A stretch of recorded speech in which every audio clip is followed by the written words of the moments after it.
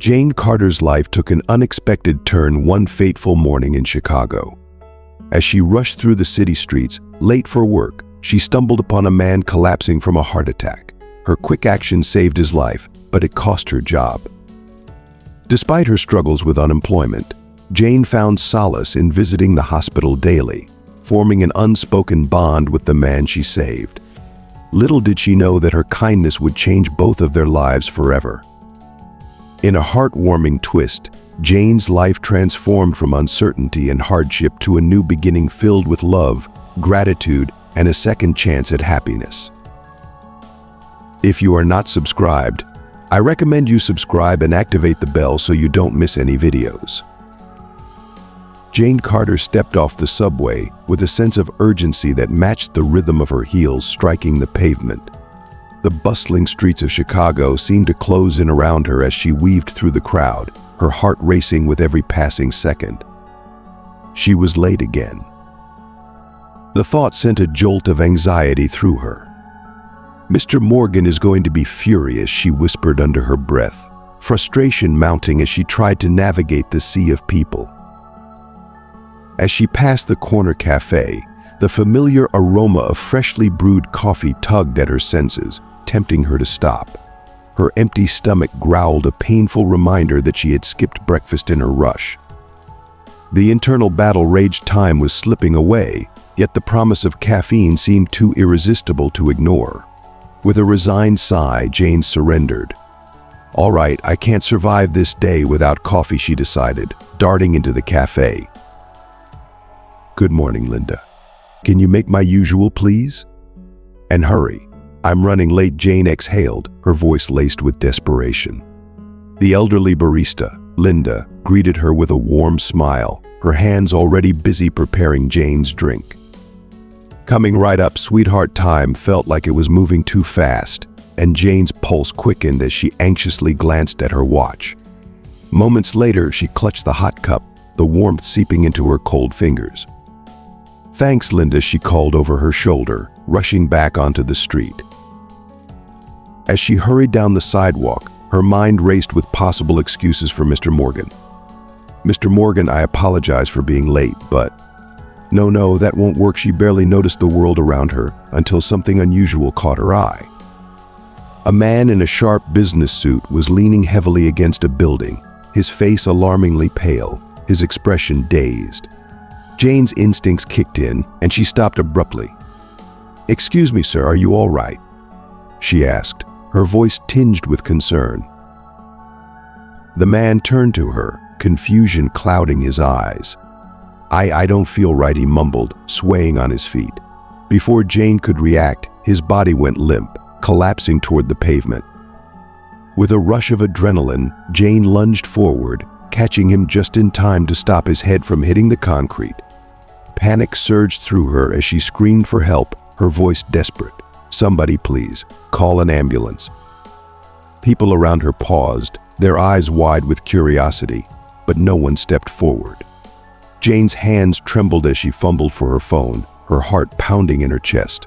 911, please, I need help," she managed to say as the operator picked up. "There's a man unconscious on the street at the corner of Michigan Avenue and 8th Street, right outside Mike's Cafe. Stay calm, help is on the way." "Is he breathing?" The operator's voice was steady, grounding her in the chaos. Jane bent down, her ear close to the man's mouth. "Yes, but it's shallow. His pulse is weak," she reported, her voice barely steady. "You're doing great. Just keep him steady until the paramedics arrive," the operator reassured her. Jane clutched the man's hand, feeling the fragility of life in her grasp. "Hold on, please," she whispered, tears stinging her eyes. "Help is coming. Just hold on." Time dragged on, each second feeling like an eternity as Jane anxiously kept her eyes glued to the man's pale, lifeless face, praying with every fiber of her being that he would continue breathing. The small crowd around them grew, yet no one stepped forward with familiarity or recognition. Strangers exchanged worried glances, but all seemed powerless to help.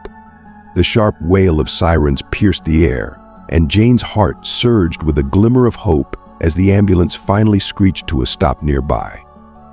Paramedics hurriedly descended upon the scene, their calm but urgent movements a stark contrast to the chaotic emotions swirling in Jane's mind.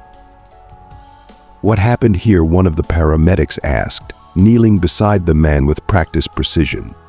Jane's voice wavered as she answered, "He just collapsed. I caught him." His pulse was weak. The paramedic offered her a reassuring nod. "You did the right thing," he said. Then, turning to his colleague, he ordered, "Jim, grab the defibrillator." Looks like a heart attack in moments. They had the man strapped onto a stretcher and loaded into the ambulance.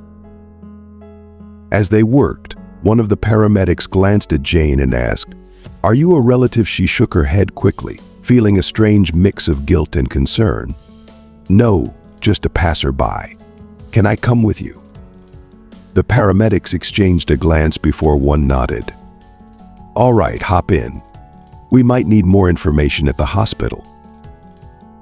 Inside the bustling hospital, the man was swiftly transferred to intensive care. Jane found herself filling out paperwork she never expected to handle, explaining that she wasn't a family member. The nurse overseeing the process paused and looked up at her with a soft smile. "You know," she said, her voice filled with admiration, "most people wouldn't have done what you did. It's kind of you." Jane shifted awkwardly, feeling her face flush with embarrassment. "I couldn't just walk away," she murmured, trying to downplay her actions, though a part of her felt a small spark of pride. Exhaustion finally caught up with her, and she collapsed into one of the cold, hard plastic chairs lining the hallway. The reality of the situation settled in. She was 3 hours late for work. Panic gnawed at her, tearing her between staying to check on the man's condition and rushing to save her job. What if Mr. Morgan fired her on the spot? What if her act of kindness cost her everything? Just as she was about to make a decision, a doctor emerged from the ICU. "Miss Carter," the doctor called out, prompting Jane to spring to her feet, nerves frayed. "Yes, that's me," she responded, her voice betraying her anxiety. The doctor's expression softened into a reassuring smile. "He's stable," she said gently. "He had a heart attack, but thanks to your quick actions, he's going to be all right. You probably saved his life." Jane's knees nearly buckled with the weight of relief that washed over her. "Thank God," she whispered, her heart swelling with gratitude. The doctor continued, "We'll keep a close watch on him, but he's past the critical stage." "Thank you, Miss Carter. We need more people like you in this world." Jane smiled humbly. "I just did what anyone else would have done." The doctor shook her head, a touch of sadness in her voice. "Unfortunately, not everyone would. You should be proud of yourself." Leaving the hospital, Jane hailed a cab, her mind spinning with everything that had just unfolded. She knew she didn't have enough money for the fare, but right now she didn't care. She needed to get to the office as quickly as possible. "To the office, please, and hurry," she instructed the driver, her voice tense with urgency. Throughout the ride, her thoughts raced as she rehearsed what she would say to Mr. Morgan. The stern, no-nonsense boss had never been known for his patience, and she feared his wrath over her lateness. As the cab pulled up to the office, Jane braced herself. She took a deep breath and stepped inside, the usual hum of office activity suddenly seeming quieter as heads turned to look at her. "Jane, where have you been?" "Mr. Morgan is livid." Lucy, his secretary, whispered, her eyes wide with worry. Jane sighed, the weight of everything pressing down on her. "I'll explain," she said, squaring her shoulders as she made her way to Mr. Morgan's office, hoping that the events of the day would be enough to soften even his hardened heart. "Good luck," Lucy whispered behind her, the words lingering in the air like a prayer. Jane knocked softly before stepping into Mr. Morgan's office, the air thick with tension. His voice, harsh and unyielding, greeted her. "Miss Carter, do you realize you're 3 hours late?" he barked, his eyes blazing with fury. Jane felt her throat tighten as she prepared to explain. "I can explain," she began, but Mr. Morgan cut her off with a sharp wave of his hand. "Explain? You've jeopardized a critical deal. Save your excuses. You've let the entire team down. Pack your things, you're fired." The words hit Jane like a physical blow, knocking the wind out of her. Her heart plummeted and panic surged through her veins. "Please, just listen," she pleaded, desperation creeping into her voice. "I saved a man's life today." Mr. Morgan's expression remained cold, his eyebrow arching in disbelief. "Really? Who?" he scoffed, his tone dripping with sarcasm. Jane took a deep breath, steadying herself, and recounted the harrowing story of the man collapsing, the ambulance, and the hospital. She hoped against hope that something in her words would soften his rigid demeanor. But when he spoke again, his voice was laced with cynicism. "Do you expect me to believe this ridiculous story?" he sneered. "I can show you the hospital papers," Jane insisted, feeling a knot of frustration tighten in her chest. She could feel the situation slipping further out of her control. Mr. Morgan barely glanced at her, his impatience evident. "Even if it's true, it doesn't excuse your tardiness. You should have called. This is exactly why you're not suited for this company. You're dismissed." He turned away from her, as if the conversation was over and her presence was no longer worth his time.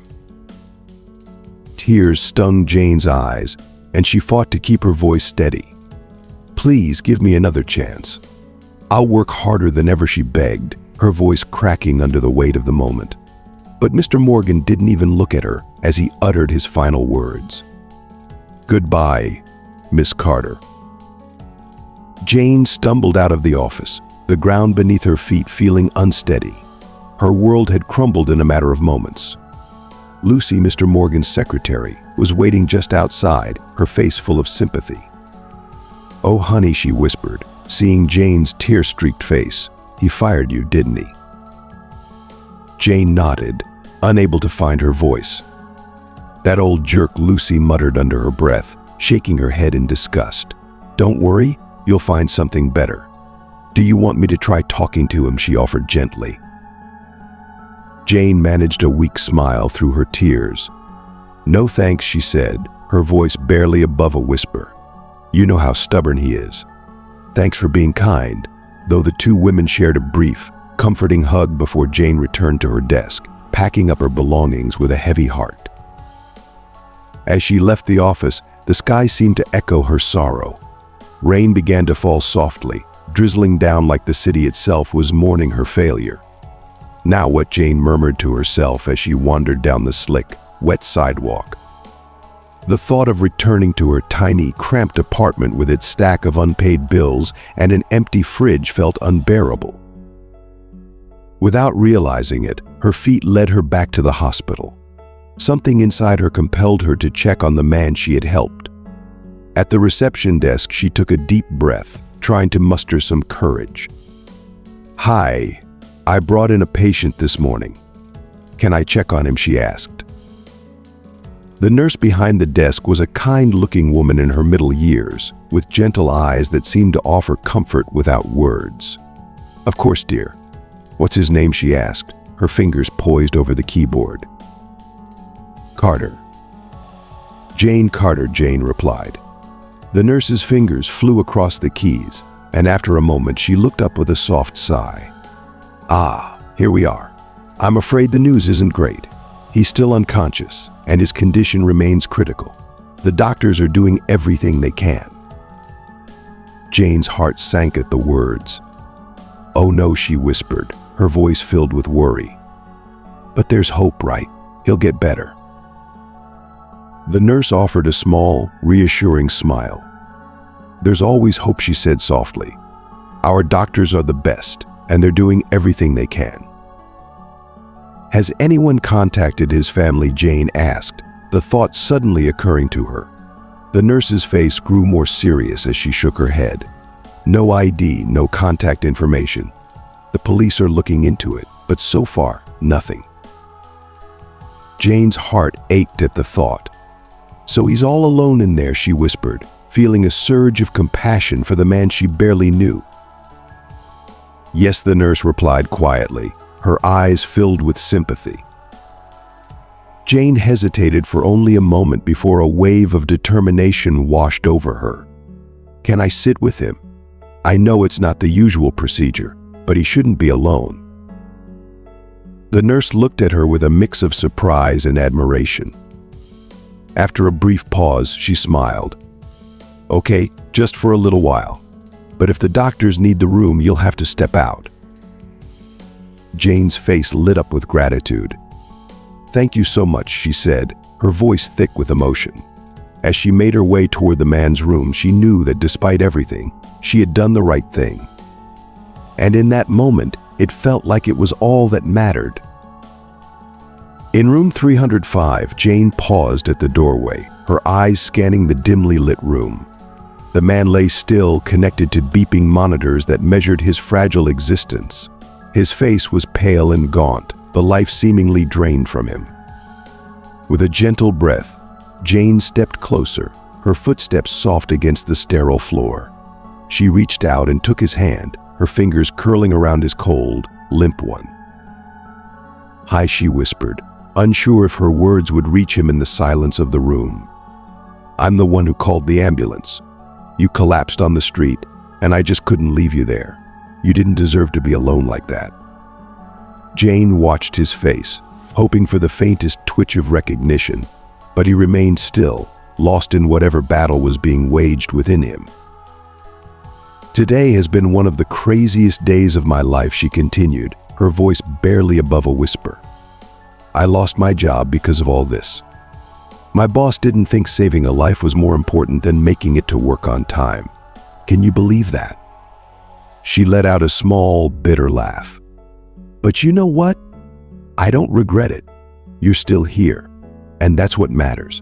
I'd do it all over again." She squeezed his hand gently, as if trying to pass some of her strength into his fragile body. "I believe you'll pull through. Someone out there is waiting for you, someone who loves you. And even if I never see you again, I'll be happy knowing that maybe I helped make that possible." For a while, the only sound was the steady hum of the machines and the occasional distant footsteps of nurses in the hallway. Jane let the quiet settle around her, drawing comfort from the simple act of being present. "I've always wanted to do something meaningful with my life," she said softly. "Being a secretary, it never felt right. I always thought there had to be more to life than pushing papers and answering phones. But today I felt like I made a difference." A small smile tugged at the corners of her mouth as she thought about it. "Maybe this is a sign. Maybe losing my job wasn't the end, it's the beginning. I've been thinking about helping people for a long time. Social work, volunteering, something that matters. Maybe now's the time to make that change. My mom always told me that when life throws challenges at us, it's an opportunity to grow. Maybe this is my chance." She looked down at the man again, her heart full of gratitude for the strange way their paths had crossed. "In a way, you've helped me as much as I helped you. Maybe this meeting will change both of our lives for the better." Jane talked on, sharing snippets of her life, her dreams, and her hopes for the future. She didn't know if he could hear her, but she believed that the sound of her voice, the warmth of her presence, might offer him some comfort in whatever darkness he was trapped in. "My grandmother always used to say that kindness is a language the deaf can hear and the blind can see," she mused quietly. "I think I'm starting to understand what she meant." Before long, a nurse appeared in the doorway, her face apologetic. "Visiting hours are over," she said softly. Jane nodded, rising reluctantly from the chair. "Thank you for letting me stay," she whispered, gratitude in her voice. She turned to the man one last time, squeezing his hand gently. "I'll come back tomorrow. Hang in there, okay? I believe in you." She walked out of the room, casting one final glance back at the still figure in the bed. "See you tomorrow," she whispered, as if the promise would somehow reach him. In the hallway, Jane felt the weight of the day press down on her, a mix of anxiety, sadness, and a newfound sense of determination. The nurse, who had been so kind to her earlier, caught her eye and offered a warm smile. "How is he?" the nurse asked, her voice filled with genuine concern. "No change," Jane replied, her voice steady despite the ache in her heart. "But I believe he'll get better. I have to believe that." The nurse nodded, her smile widening. "Your faith can do more than you think. Patients need someone to talk to, even if they can't respond. It helps more than you know. Come back tomorrow if you can." Jane nodded, feeling a sense of purpose she hadn't expected. "I will," she promised, gratitude filling her chest. "Thanks for everything." As she stepped out into the cool night air, Jane felt a small flicker of hope amidst the uncertainty. Life was changing, and though the road ahead was unclear, she knew one thing for sure: she was ready to embrace whatever came next. Leaving the hospital, Jane felt an unexpected sense of peace, a calm that settled over her despite the whirlwind of losing her job. She knew deep down that she had made the right choice, and that gave her the strength to face the uncertainty of what lay ahead. The next morning, she returned to her old office, her heart heavy with the weight of finality. Walking through the familiar doors, she was greeted by Lucy, her face etched with sympathy. "How are you holding up?" Lucy asked, her voice soft with concern. Jane forced a small smile. "I've been better," she admitted. "Just here to collect my things." She could see the pity in Lucy's eyes, but Jane didn't want to dwell on it. "I'm sorry," Lucy said, her tone filled with regret. "Mr. Morgan was way too harsh. Maybe I could try." Jane cut her off with a gentle shake of her head. "No, thanks, Lucy," she said quietly. "Just take care of my plant for me." Okay, the words were simple, but they carried the weight of goodbye. As Jane packed up her belongings, she glanced around her workspace one last time, memories flooding her mind: late nights, tight deadlines, shared laughs with colleagues. And now, it was all over. With a final sigh, she walked out of the office, not looking back, but feeling the ache of leaving something behind. Determined to take charge of her future, Jane headed to the nearest cafe with Wi-Fi to begin the daunting task of job hunting. The hours stretched on as she crafted resumes and cover letters, each one sent off with a flicker of hope. But the responses that trickled in were discouraging at best. "Your experience doesn't match our needs. No current vacancies at this time. We've decided to proceed with other candidates by the end of the day." Jane felt utterly drained.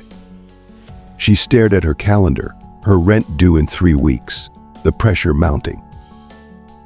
"All right, Jane," she whispered to herself, trying to muster some courage. "Time to take action.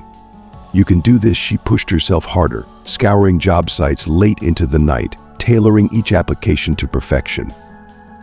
"Dear Sir, Madam," she began, "I'm confident that my experience and skills would be a great fit for your team." "No, too formal," she muttered, erasing the words and starting again. Every morning, Jane dragged herself out of bed at 6 a.m., battling the exhaustion that clung to her. "Rise and shine, sleepyhead," she would tell her reflection in the bathroom mirror, forcing a smile. New day, new opportunity. She would rush through breakfast, her eyes glued to her phone as she scanned job ads for any glimmer of hope. One morning, something caught her eye: an administrative assistant position at a marketing firm. "I can do that," she thought, feeling a spark of possibility. Without hesitation, she dialed the number listed. "Good morning," she said, her voice filled with cautious optimism. "I'm calling about the administrative assistant position. Can you come in today at 2 p.m. for an interview?" the voice on the other end asked. Jane's heart skipped a beat. "Absolutely," she replied, feeling that familiar spark of hope ignites once more. "Thank you so much." That afternoon, she found herself sitting in the marketing firm's office, her nerves bubbling beneath the surface. When her name was called, she straightened her back and walked in with a determined smile. "Miss Carter, I'm Carol Stevens, the HR director," the woman said, extending her hand. "Please, have a seat." Jane took a deep breath, pouring all her enthusiasm into discussing her experience and skills, doing her best to convey her readiness for the role. Carol nodded thoughtfully as Jane spoke, but her eyes were hesitant. Jane couldn't ignore them. "Your background is impressive, Miss Carter," Carol said finally, "but we need someone with marketing experience." Jane felt the familiar pang of disappointment creeping in, but she pushed it down, refusing to give up. "I'm a fast learner," she insisted, her voice steady with determination. "If you give me a chance, I'll prove my worth. I'm willing to put in extra hours, and I'll study everything about marketing in my free time." Carol offered a sympathetic smile, but she shook her head gently. "I'm sorry, Miss Carter. You seem very motivated, but we don't have the capacity for training right now. We'll keep your resume on file for future opportunities." Jane's heart sank as she left the office, leaning against the wall outside to steady herself. She fought back tears, whispering to herself, "You can't give up. This is just the first interview. There will be more." And there were. That day, she had 2 more interviews, each one ending with polite rejections and vague promises to keep in touch. The weight of discouragement pressed heavily on her, but she knew she couldn't afford to lose hope. Despite the exhaustion and disappointment, Jane didn't forget her promise to visit the hospital. By the time she entered room 305, the tension of the day seemed to ease, replaced by a sense of calm. She sat down beside the man's bed, taking his hand once again. "Hi," she said softly, her voice gentle and soothing in the quiet room. "I had 3 interviews today. No luck yet, but I'm not giving up." She squeezed his hand, drawing strength from the simple connection. "One of the hiring managers said I seemed very motivated. That's something, right? Maybe next time I'll get a yes." As she sat there talking about her day, her hopes, and her determination to keep pushing forward, Jane realized something important. It wasn't just about finding a job, it was about holding on to the belief that things could get better, that life would eventually turn around. And maybe, just maybe, that belief was enough to make a difference. Jane fell silent, her gaze resting on the man's still face, searching for any sign of life. "Sometimes I feel like I'm just talking to myself," she admitted, her voice barely a whisper. "But then I remind myself that you might hear me. I believe you'll get better. We're both fighting our battles right now, but we'll make it through this." She continued speaking, sharing her struggles with job hunting, the little victories that gave her a glimmer of hope, and the many rejections that threatened to knock her down. Oddly enough, talking to the unconscious man brought her a sense of comfort she hadn't expected. "Your visits help me stay positive," she said quietly. "When I'm here, I remember why I started all of this, to help someone. And that gives me strength to keep going, to keep looking for a new job, no matter how hard it gets." As she left the room, Jane bumped into a familiar face, the nurse who had seen her there so many times before. "Hi, Jane," the nurse greeted her with a warm smile. "How are you today?" Jane smiled weakly. "It's been tough. I had 3 interviews today, and I got rejected by all of them. But I'm trying not to let it get me down." The nurse shook her head sympathetically.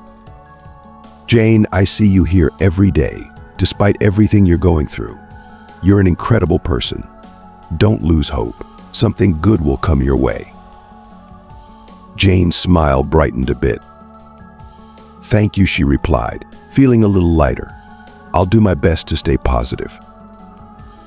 That night, Jane sat at her small kitchen table, the harsh light casting shadows over the bills and coins scattered in front of her.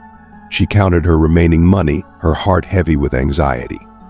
"Okay," she murmured to herself, trying to stay calm. "If I cut back on everything, I might be able to stretch this for another 15 days, but the bleakness of the situation was overwhelming, and she quickly shook her head, refusing to let despair take hold.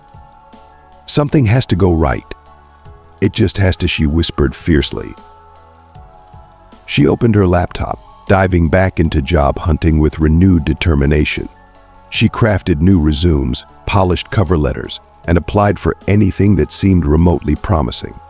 "Maybe this one will work," she said to herself. eyeing a listing for an assistant at a publishing house. "That sounds interesting," she sent off her resume, hoping that this time things might be different. It was well past midnight when Jane finally shut down her laptop, exhaustion pulling her toward bed. As she lay in the dark, her mind churned with thoughts of the day, the man in the hospital, and the future that felt so uncertain.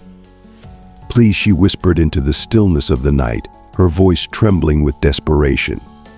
She didn't know if she was addressing fate, God, or the vast universe, but she clung to the hope that somehow, somewhere, her plea would be heard. Let tomorrow be better. Just let something go right. But as days turned into weeks, Jane's situation didn't improve. No matter how many resumes she sent, the responses were always the same if she received any at all.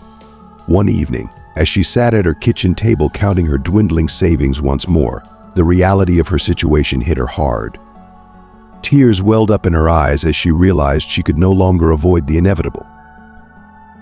"So this is it," she whispered, her voice breaking as the tears she had been holding back began to fall. "I can't stay here anymore." With a trembling hand, Jane picked up her phone and dialed her landlord's number. Her heart pounded as she waited for him to answer. When his voice finally came through the line, she forced herself to speak. "Hello, Mr. Green. This is Jane Carter," she began, her voice shaking with emotion. "Miss Carter, what can I do for you?" Mr. Green's tone was kind, and that made it even harder for Jane to say what she needed to say. She took a deep breath, steadying herself. "Mr. Green, I can't make next month's rent," she admitted, the words tasting bitter on her tongue. "I'm going to have to move out." There was a pause on the other end of the line, and Jane could hear the sympathy in Mr. Green's voice when he spoke again. "Miss Carter, are you sure? Maybe we can work something out," he offered gently. But Jane shook her head, even though he couldn't see her. "No, Mr. Green," she said quietly. "I lost my job and I haven't found another one. I have no choice but to move back in with my parents." "I'm sorry to hear that, Miss Carter," Mr. Green replied sincerely. "You've been a great tenant." "Thank you," Jane whispered, her voice filled with gratitude despite the heaviness in her heart. "Could you prepare the paperwork? I'll be out in a week." After hanging up the phone, Jane sat in silence for a long time, the weight of her decision settling in. She had fought so hard, but now it felt like she was surrendering. Yet, somewhere deep down, she knew it wasn't the end. She had survived this far, and she would keep going. Because that was all she could do, keep moving forward, even when the path seemed impossible. After the phone call, Jane sat in silence, staring blankly at the empty walls around her. The weight of her reality began to settle in. Her Chicago dream, the one she had nurtured with so much hope and determination, was crumbling. She had fought so hard to stay, but it wasn't enough. The next morning, with a heavy heart, Jane made her usual visit to the hospital, but this time there was something different in the air. As she entered room 305, she felt a lump rise in her throat, making it hard to breathe. "Hi," she whispered, taking her familiar seat by the man's bedside. "I'm here again, but today is different. Today I came to say goodbye." Her voice wavered as she reached out to take his hand, just as she had done every day for weeks. It felt strange to think this might be the last time. I had so much hope that I'd find a job and stay in Chicago, but it didn't work out. I don't even have enough money to survive a few more months while I keep looking. I have to leave, go back to my hometown. Jane paused, struggling to hold back the wave of emotions threatening to overwhelm her. The thought of leaving everything behind, the city, the dreams, even this quiet room where she had found an unexpected connection, felt like a loss too great to bear. "I'll miss you," she confessed, her voice breaking. "It's strange, isn't it? We didn't know each other, but these visits, they became such a big part of my life. You helped me hold on, even when things were tough." She squeezed his hand gently, tears streaming down her face. "I believe you'll get better. You're strong. One day you'll wake up and maybe, just maybe, you'll tell the nurses about the strange girl who visited you every day. I hope you remember me." with a smile. With a final glance at his still, peaceful face, Jane stood up, her heart aching with every step she took toward the door. "Goodbye," she whispered through her tears. "Thank you for everything." She closed the door quietly behind her, unaware that the man's hand had moved ever so slightly in response to her words. The following days were a blur of packing and farewells. Each item she boxed seemed to carry the weight of a memory, a piece of the life she was leaving behind. As Jane wrapped a simple mug in the newspaper, she smiled wistfully. "Remember this," she murmured to herself. "It was your first day at work. You were so excited, full of hope." She found an old photo of herself with her colleagues at an office party, the laughter and camaraderie frozen in time. "I wonder how they're doing. I hope Lucy's okay." With each box she packed, Jane carefully tucked away the pieces of her Chicago life, trying not to dwell too much on the emptiness it left behind. The night before her departure, Jane sat on her windowsill, gazing out at the city lights that had once filled her with so much excitement and possibility. "Goodbye, Dream City," she whispered into the night. "Thank you for all the lessons, the ups and downs. Maybe one day I'll come back. But for now, it's time to start a new chapter." With a bittersweet sigh, she closed the window, letting the finality of her decision sink in. The morning of her departure dawned gray and overcast, as if the city itself was mourning her leaving. Jane took one last look at her empty apartment, her heart heavy with goodbye. With a deep breath, she began loading her boxes into the rental car, each one feeling like another layer of her past being tucked away. "Well, this is it," she murmured as she closed the trunk of the car. "Goodbye, big city." She turned to leave, but suddenly the sound of hurried footsteps echoed down the street. Startled, Jane looked up to see a man running toward her, clutching a bouquet. Her heart skipped a beat as recognition dawned. It was him, the man from the hospital. "Jane," he called out, stopping in front of her, breathless but smiling. "Thank goodness I caught you in time." Jane's eyes widened in disbelief. "You're awake," she whispered, unable to believe what she was seeing. "But how did you find me?" The man smiled warmly, holding out the bouquet to her. "I heard everything you said while I was in that coma, every single word. And when I woke up, my first thought was to find you." Tears welled up in Jane's eyes as she took the flowers, her heart swelling with emotion. You heard me?" she asked, her voice trembling with disbelief and joy. Every word the man repeated, his eyes filled with gratitude. "You were my anchor in that darkness. I don't know how to thank you, Jane. You saved my life in more ways than one." Jane felt a surge of warmth, a deep sense of connection she hadn't expected. In that moment, everything she had gone through seemed to make sense. Maybe her time in Chicago wasn't about finding a job or building a career. It was about this, about making a difference in someone's life. "You don't have to thank me," she whispered, her heart full. "I'm just glad you're okay." As they stood there together, with the city she had loved and lost as their backdrop, Jane realized that sometimes the greatest rewards in life aren't the ones we set out to find, they're the ones we stumble upon when we least expect them. And as she looked into the man's grateful eyes, she knew that this was the beginning of something new, something beautiful. The dream wasn't over, it was just beginning.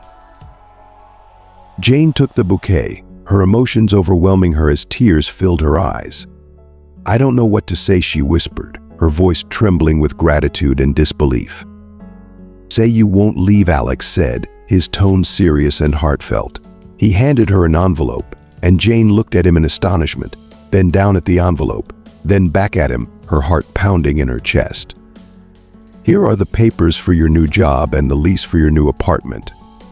Please, stay in Chicago." Jane's breath caught in her throat as she stared at him, unable to process what was happening. "But Why? You don't even know me, she stammered, still in shock. Alex shook his head gently, his gaze softening. Yes, I do, he said quietly. I know you're kind, compassionate, and selfless. You didn't walk away from a stranger in need, even when you had every reason to. You don't give up, even when things seem hopeless. That's the kind of person I want by my side. The dam broke, and Jane couldn't hold back her tears any longer. She threw her arms around him, hugging him tightly as sobs racked her body. I'm so glad you're okay, she cried, her relief and joy pouring out all at once. Alex hugged her back, his embrace warm and comforting. For a moment they stood there in the middle of the sidewalk, oblivious to the curious glances of passers-by. It didn't matter, nothing else mattered at that moment, but the connection between them forged through an act of kindness that neither of them would ever forget. After a few moments, Jane finally calmed down, wiping away her tears. Alex smiled at her and said, "So what do you say we go check out your new place?" Jane nodded, still in a daze, trying to grasp the reality of what was happening. He led her to a sleek, black sedan parked nearby. She couldn't help but marvel at how her life had taken such an unexpected turn. As they drove through the city, Alex glanced at her with a warm smile. By the way, I never got a chance to introduce myself properly. I'm Alex Hastings, he said, his voice casual yet carrying weight. Hastings, Jane repeated, the name ringing a bell. As in Hastings Industries. Alex nodded with a modest smile. Exactly, I'm the CEO. Jane was stunned into silence. Hastings Industries was a tech giant, one of the largest companies in the country.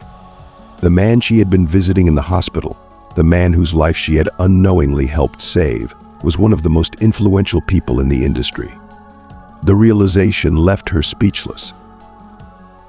When they arrived at her new apartment, Jane's amazement only grew. The building was sleek and modern, towering over Central Park with an air of quiet luxury. Alex led her inside, and as they walked through the spacious living room, Jane's eyes widened at the sight of floor-to-ceiling windows offering a breathtaking view of the park. The kitchen was state-of-the-art, and the bedroom was so large it could easily fit her old apartment inside it.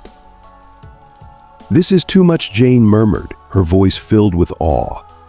I can't accept this.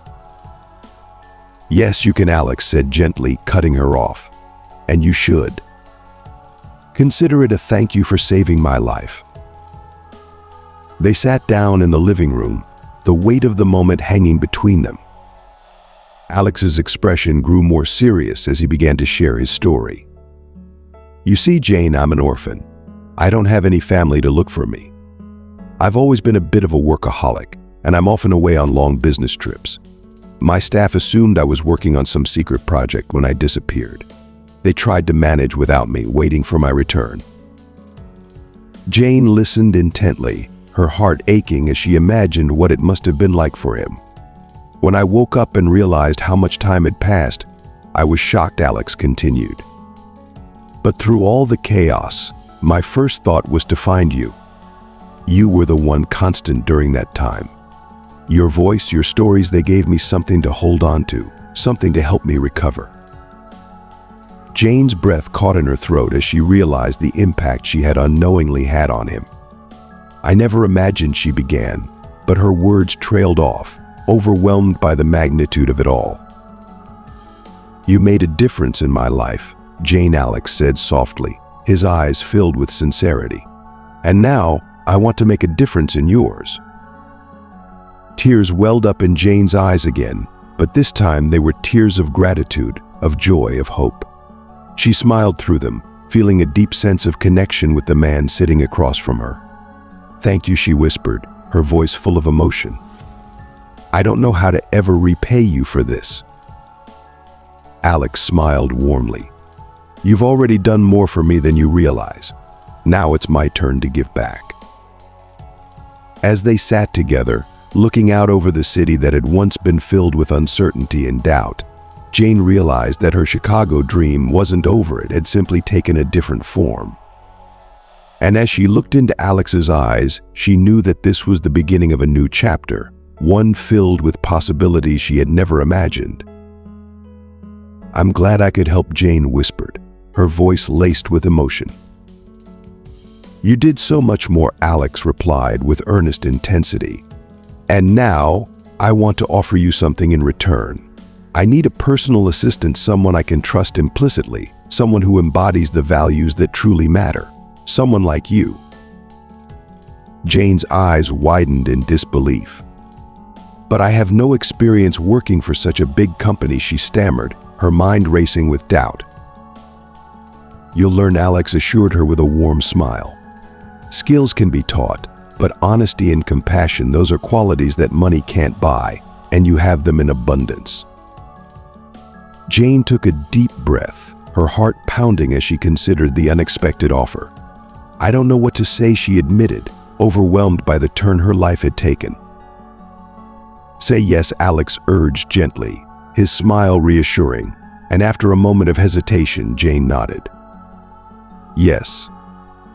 The weeks that followed were a whirlwind of activity as Jane immersed herself in her new role, helping Alex regain control of Hastings Industries.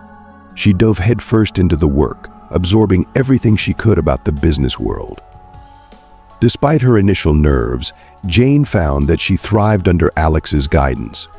He was not only a brilliant businessman but also a patient teacher, always taking the time to explain the complexities of the industry and answer her questions. One day, after Jane had successfully delivered a crucial presentation to a group of investors, Alex looked at her with genuine admiration. "You're doing better than I ever expected," he said, his praise sincere and heartfelt. Jane blushed, feeling a surge of pride. "I have a good teacher," she replied softly, their eyes meeting for a moment that felt charged with something more than just professional respect. As time passed, the bond between them deepened, evolving into something more profound than either had anticipated. Jane found herself stealing glances at Alex, admiring the way his profile looked against the backdrop of the city skyline as he gazed thoughtfully out the office window. And Alex, in turn, seemed to seek out reasons to be close to her, his hand brushing against her arm more often during their conversations, his touch lingering just a moment longer than necessary. One evening, after working late on an important project, they decided to order dinner at the office. Exhausted but satisfied with their progress, they sat on the couch, enjoying a simple meal together. The atmosphere was relaxed, filled with the easy camaraderie they had developed over the past weeks. But as the conversation flowed, Alex suddenly set his plate aside, his expression turning serious. "You know, Jane," he began, his voice softer than usual, "I never really believed in destiny, but now, I think our meeting was meant to be." Jane's heart raced as she searched his eyes for the meaning behind his words. "What do you mean?" she asked, her voice barely above a whisper. Alex took her hand, his touch sending a thrill through her. "I mean, you've changed my life, Jane, not just by saving me on the street, but by showing me that there's still kindness and selflessness in the world. You've become more than just my assistant, you've become an important part of my life." Jane held her breath, her heart swelling with emotion as she looked into his eyes, seeing the sincerity and vulnerability in them. "Alex, she began, but before she could finish, Alex leaned in and gently pressed his lips to hers. The kiss was soft and tentative, like a question, and Jane answered it with all the feelings she had been holding back, warmth spreading through her entire being. When they finally pulled back, Alex smiled at her, his eyes shining with love. "I've fallen in love with you, Jane Carter," he confessed, his voice filled with emotion. "Your voice, your kindness, your strength. I want to be with you, not just at work, but in every aspect of my life." Tears of joy welled up in Jane's eyes as she realized that everything she had been searching for was right here, in this moment, with this man. "I love you too, Alex," she whispered, her voice choked with happiness. "You've restored my faith in miracles." They kissed again, this time with the certainty that their lives would never be the same. Together, they knew they could face any challenge and overcome any obstacle because they had found something rare and precious in each other. As we reach the end of this incredible journey, I want to take a moment to reflect on everything we've experienced together. What have you learned from Jane and Alex's story? Was it the power of kindness, the importance of perseverance, or perhaps the belief that life can surprise you in the most unexpected ways? Take a moment to think about one lesson from this story that has touched you deeply. I'd love to hear your thoughts, so please comment below and share one thing you've learned that you plan to bring into your own life. How will this story inspire you to take action or approach life differently? If you enjoyed this video, please leave your comment below, and don't forget to like, share, and subscribe to our YouTube channel. Your support means the world to us, and we can't wait to bring you more inspiring stories just like this one. Thank you for watching, and we'll see you in the next video.